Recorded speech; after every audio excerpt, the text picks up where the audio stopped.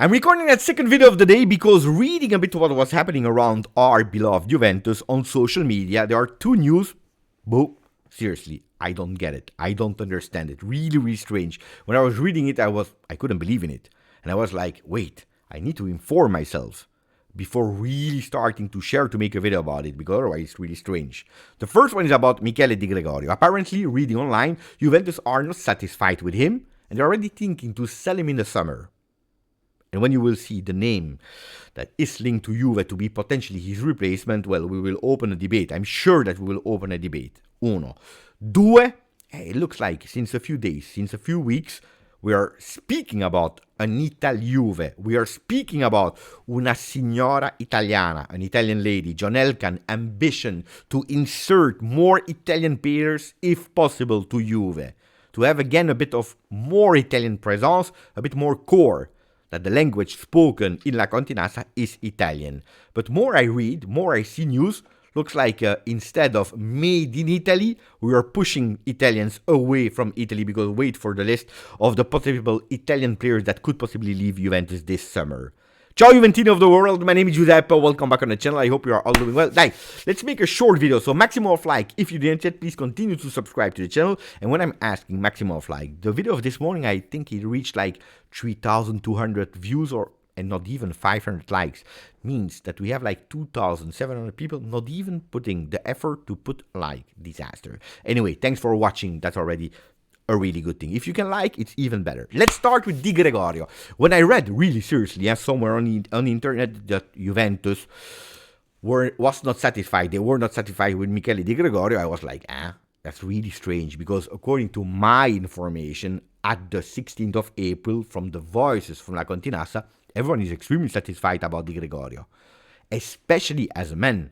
Fantastic person in terms of value, in terms of behavior, in terms of work ethic. And this with Thiago Motta, and this with Tudor. So both of the coaches, the staff, the management is really happy with the man Di Gregorio that is really understanding where he is at Juve, really starting to feel himself at home. And if we're speaking about the player, it's the goalkeeper with the most clean sheets so far in Serie A. It's a goalkeeper, of course, that was not perfect. There were some goals where you said, Michele, you could have done better. There were some moments where you said, this one is on you. This one potentially could have done better. Potentially, if it was Buffon, he would have saved it. Di Gregorio is not Buffon. Di Gregorio will not become Buffon. There is one Buffon. He's the best goalkeeper of the world. It's the GOAT of the goalkeeper. So, comparing Di Gregorio or whatever other goalkeeper with Buffon would be mental, would be totally mental. But Juventus is extremely happy. So I said, like, what are sport media set saying? Reading the article, watching also that reportage on television from sport media, said they are not speaking about Juventus not being satisfied. That's not what they are saying in that article. So I think there was something lost in translation. What they are saying on the other side is that, yes, Di Gregorio here, but Juventus is looking for a more experienced goalkeeper. That's what they are looking for. And they identified a possible name as the replacement of Di Gregorio. That is De Gea. Look, I personally don't believe that Sport Mediaset has been really well informed about that. Juventus, as I told you, they have 3 goalkeepers under contract who are Di Gregorio, number 1, number 2, Mattia Perin, 3, Pinsoglio. What did I tell you? The one that could possibly leave in the summer, could potentially leave, is Mattia Perin. And then, looking for an experienced second goalkeeper makes totally sense. Makes totally sense. You go because Mattia Perin is an experienced goalkeeper. So you need to look for someone with a career, someone that is ready to play as a rotational goalkeeper, being ready, but if he's called to play, he needs to deliver immediately. And the profile, the identikit of De Gea is fantastic. Is perfect. For what reason? Fiorentina, 1 year of contract. Well, 1 year, a few months, because at the end of this year, he has no contract with Fiorentina. They will try to extend, but at the moment he didn't say yes. He's 34 years old.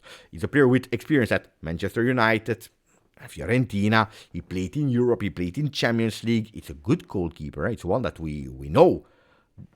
And this season, last season, did you see the performances of De Gea? So he would be perfect, also because he comes for free. The salary is not what it was when he was at Manchester United, so you can negotiate there quite easy. He can sit on the bench, and for him, a beautiful experience at Juve that is playing potentially also Champions League again, which he will not do with Fiorentina, would be perfect, would be ideal. Now, of course, not for Di Gregorio, because then it makes totally no sense, because Di Gre is 27. The other one is already 34. Would you stop with Di Gre replacing him with De Gea? I would personally not do it, because then you need two goalkeepers. Because I told you that Perin, there are voices that he could potentially leave, not Di Gregorio. So I really believe that there was something a bit strange there in that article, maybe not really well informed, because the one that could leave is Perin, replaced by potentially De Gea, and then Di Gregorio is still the first goalkeeper. Of course, there is always that competition between the first and the second, and that could be possible. Now, the big question is, would De Gea accept to be, on paper, a second goalkeeper? Because that one time it's him, one time it's the other one, I don't like it. That you go with one competition, La Coppa Italia is for the second goalkeeper, and you change before big games of Champions League, I can understand that. But that girandola changing is never good for no goalkeeper in the world. I saw a lot of teams that were trying, so I don't believe in it. And that's why I don't believe... will he accept or not? Maybe, yeah. Then I really think that if Perin leaves, you go towards a type of De Gea goalkeeper. End of contract, 34, end of career, that could sit on the bench with some experience. And that's what I wanted to say. Juventus is super happy with Di Gregorio. He's not on the list to leave. Would he really leave? What would be the reason?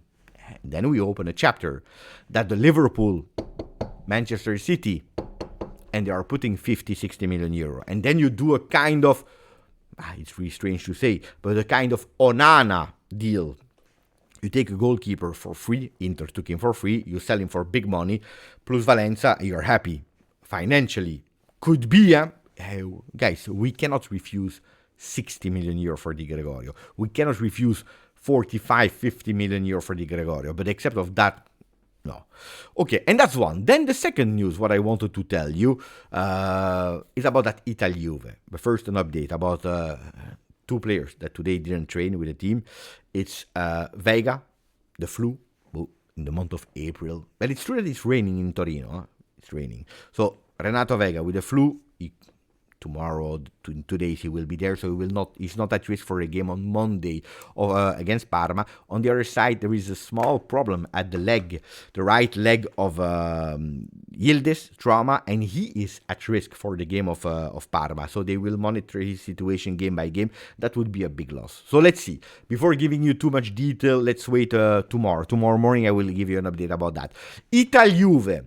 This is what was annoying me. We are speaking about that much about Italy, with Italian players coming to Juve, and then we see Di Gregorio leaving. Replaced by who? By De Gea, that is not Italian. Then we see another player, Cambiaso, that could potentially leave. Who is the replacement of Cambiaso? The Kuiper, that is Belgium. He's not Italian. Then who are on the list of leaving? Perin, that I already told you. Another one that could potentially be on the departure list from Italy, and pay attention, that's a name that you will hear a lot of time.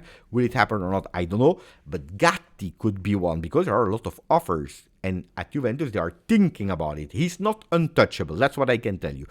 Will they keep him? Will they stay or not? I don't know. Remember that in the beginning of the year, we were speaking about a contract extension that at today didn't happen. So, but there are already 4 Italians that could potentially leave, huh? Who is the replacement of Gatti? Possibly it's Renato Veiga. That is not Italian, possibly. Maybe Comuzzo, and there you are on a one-on-one. But you see, it's already 4 Italians that are leaving. Who is staying as Italian at Juve at the moment?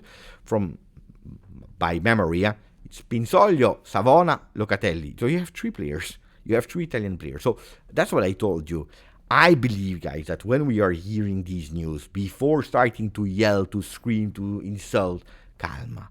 It's the month of April. Papers, we know it, there is not that much to say, so they need to find some things to say.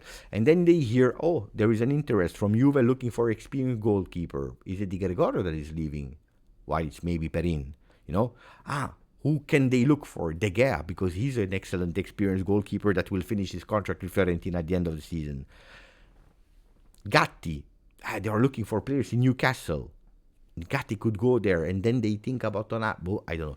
At the moment, that's more what is happening. More rumors than really something really concrete. We are hearing every day about Osimhen. You will see Osimhen. It will not come to Juve. But they need to put a big name on the paper, otherwise there is nothing to speak about. Anyway, let me know what you think about this video, and then I will try to watch, I believe in multi-live, Inter Bayern and Real Madrid Arsenal. Let me know who you are supporting in the 4 teams that are playing today. Grazie, forza, Juve. Ciao.